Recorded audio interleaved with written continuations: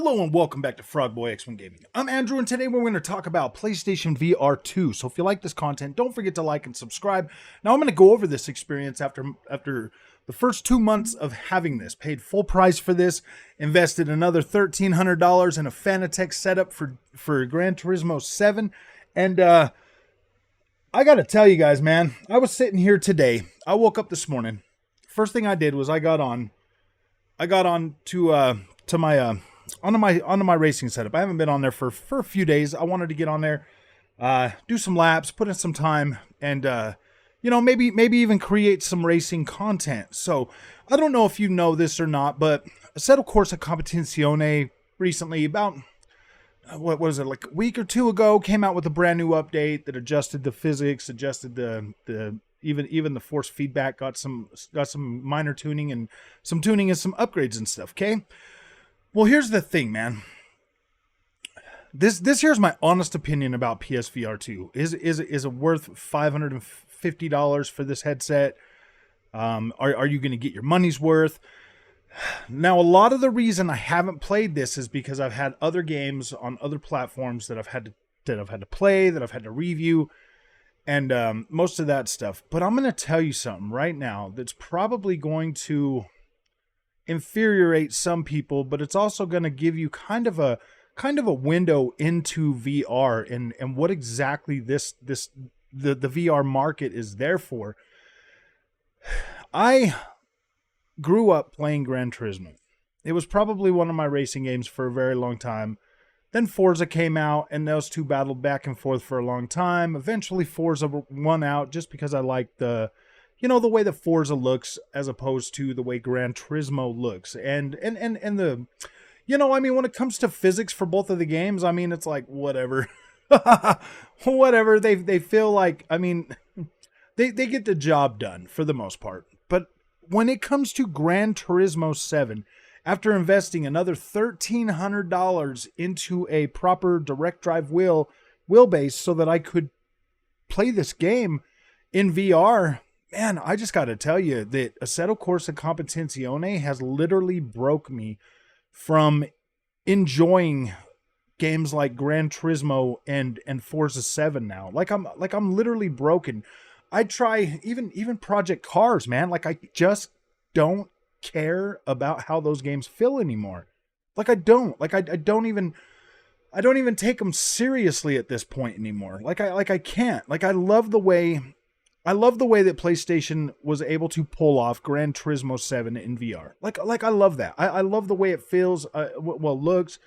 I love the sense of I love the sense of immersion I get while I'm in the headset. But when it comes to the force feedback after playing Assetto Corsa Competizione's new update, man, I just don't like it. It just like it. It was cool. I wish basically is what I'm saying is I really do wish that the honeymoon phase for this PSVR 2 would have lasted longer. I wish that it could have powered through the very poor force feedback that you get from Gran Turismo when you pair that with even a mid-level direct drive wheel.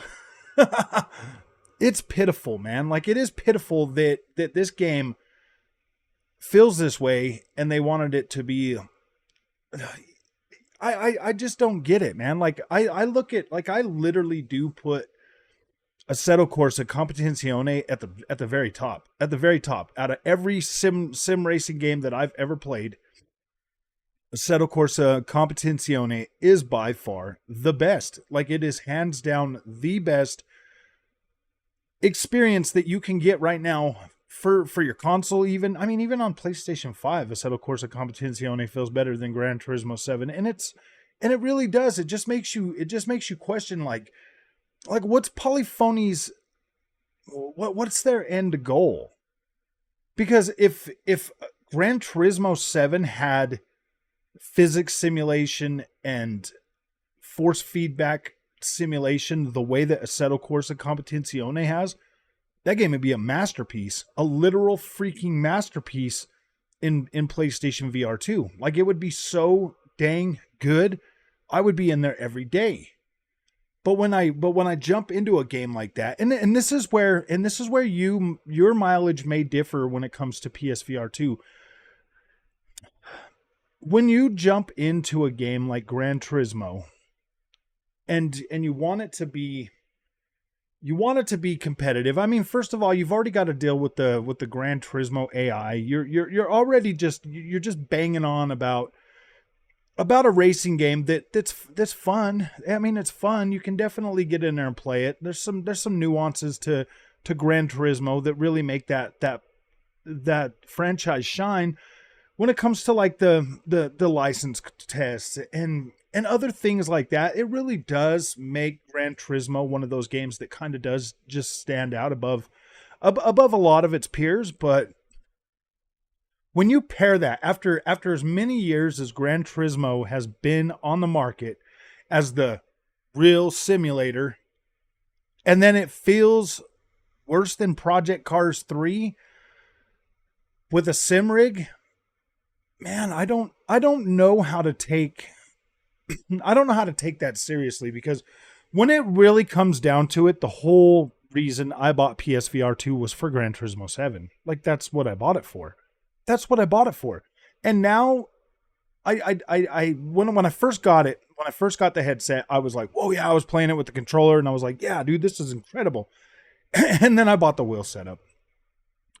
Maybe I went too all out on it. Maybe I did. Maybe I went all too out on it. That's the whole reason I bought this rim right here, because this rim right here, this R330, this here with the V2, with the universal V2 hub for Xbox. Now this right here was worth the investment. I can use this on my PC, on my PlayStation 5, on my Xbox, and I love it. And for rally games, that's my main thing, is probably rally games. So right there, that was worth getting the Fanatec.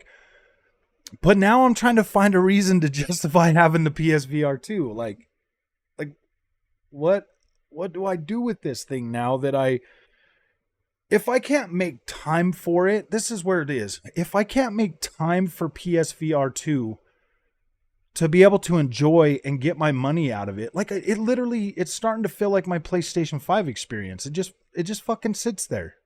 Sorry for the language, but it just sits there. I don't play it enough for it to exist, and the good things that do come from PlayStation and the PSVR 2, man, like I just don't feel like it delivers. I don't think it delivers a compelling enough reason to run out and buy one right now. And that's the reason why I'm making this video, is because they're on the shelf right now. You really should weigh this decision. If you're interested in PSVR 2, you need to really weigh this decision. I mean, now that the honeymoon phase is over, like but here's the true question. Would I sell it? No, I will not sell it. Will I play it? Yes, I'm going to play this thing. I'm going to continue to invest in software to play with it. But I'm telling you right now, this thing has literally sat here for a month now. A month. I haven't touched it. And when the last time I did play it was right after Gran Turismo 7 got an update that was supposed to do something for the force feedback, and it just made it not that great. I was like, okay, yeah, I'll just keep waiting, I'll try it when we get new physics updates. But that's the thing, man. It just freaking sits there. It just sits there. And there's nothing I can do to change that. There's really nothing, because if I don't have the desire to get on it and play it enough to like set everything else I've got aside down just to get on there, because I was actually thinking about playing it today, but I was like, you know what, man, all I would have had to do, like seriously, this here is how, all I would have had to do was take the plug, the HDMI plug out of the back of the Xbox, stick it in the PlayStation, and then I could sit down and start going, put the headset on. I was like, yeah, you know what, man? I'm just going to switch my PC over to the big screen and just play it on just play the Settle Corsa Competizione. It to me today, it wasn't even worth that effort to unplug the HDMI cable from the Xbox. It's already plugged in, and plug it into the PlayStation. That's sad. That is very sad that I was like, yeah, I would just as soon not go through all of that just to play Gran Turismo for 10 minutes until I'm like, ah, dude, I don't care about the force feedback, and then I want to jump right on over to Gran Turismo. That's sad. That's very sad, man. Like not even that's just got to tell you, man. Like, I don't necessarily 100% blame Gran Turismo. I kind of blame Assetto Corsa Competizione equally for me pretty much giving up on all the other racing games that aren't rally. Like, I play Assetto Corsa Competizione and all my rally games. That's it. Like, I don't play any of the other ones anymore, and that's very sad. Like, that's very sad. That really does suck, man. So, all right, if you guys like this content, I'm gonna stop beating on the PSVR 2. It has been a good console. It's got some good software, but man, I would just make sure you can afford to invest in the PSVR 2 before you buy it, so that you are not sitting there with it sitting on a shelf collecting dust if you're not gonna intend on playing it all the time. That's my best advice to you. So if you like this content, don't forget to like and subscribe, and I'll see you guys in the next one.